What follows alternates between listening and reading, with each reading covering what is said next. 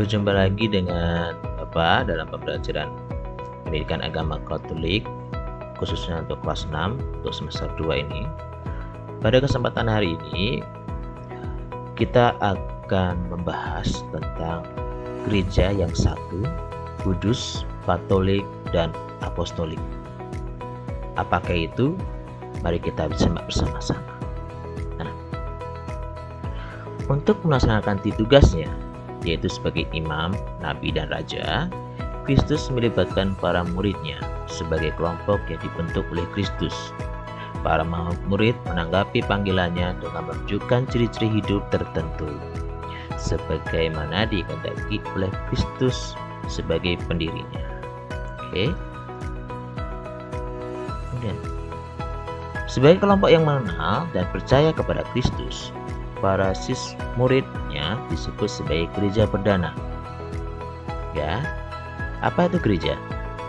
Gereja adalah kumpulan umat beriman kepada Kristus yang memiliki kesatuan yang tidak terpisahkan sebagai tujuan, sebagai tubuh dari kepalanya, sebagaimana tubuh dan kepalanya. Jadi kita ada satu kesatuan yang utuh, ya.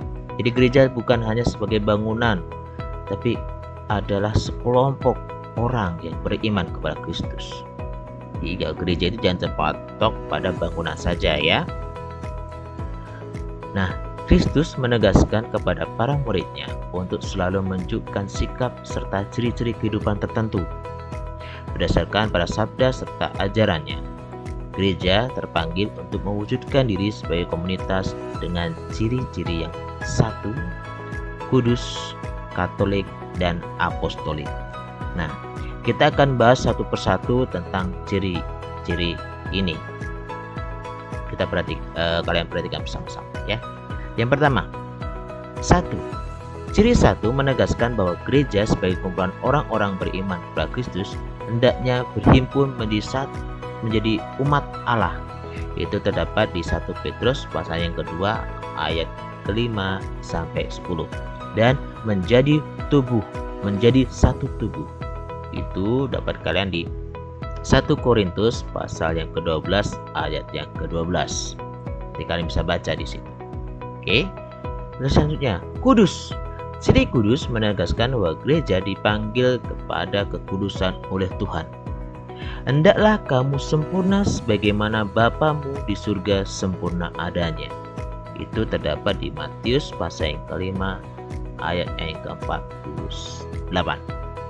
Perlu diperhatikan juga bahwa kategori kudus yang dimaksud menegaskan bahwa gereja merupakan kumpulan orang-orang beriman yang terpanggil untuk hidup suci, yaitu hidup sesuai dengan kehendak Allah.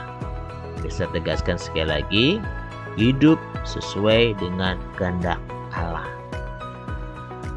Oke. Kemudian, Katolik. Jadi Katolik ini mengandung arti gereja yang utuh, lengkap, dan tidak hanya setengah atau sebagian dalam menerapkan sistem yang berlaku di dalam gereja.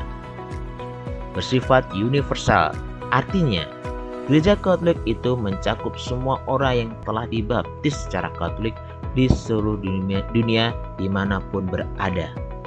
Jadi kita ada satu-satuan yang utuh, dimanapun ke gereja manapun sama semuanya. Kita adalah satu, lengkap, tidak setengah-setengah. Dan apostol. Ciri yang terakhir ini dari gereja Katolik adalah apostolik. Dengan ciri ini mau ditegaskan adanya kesadaran bahwa gereja dibangun atas dasar para rasul dan para nabi. Dengan Kristus Yesus sebagai batu penjurunya. Itu di Efesus pasal yang kedua ayat ke-20. Ya, gereja Katolik mementingkan hubungan historis antara para rasul dan pengganti-penggantinya. Siapa penggantinya? Mereka adalah para uskup. Nah, gereja satu, Katolik, apostolik. Nah, ciri-ciri ini kalian harus mengerti. Baiklah anak-anak, sampai di sini dulu perjumpaan kita pada kesempatan hari ini. Tugas buat kalian, kerjakan LKS tentang gereja ini, ya, Romawi 1 dan Romawi 2. Baiklah, terima kasih atas perhatiannya, tetap semangat, dan bye-bye.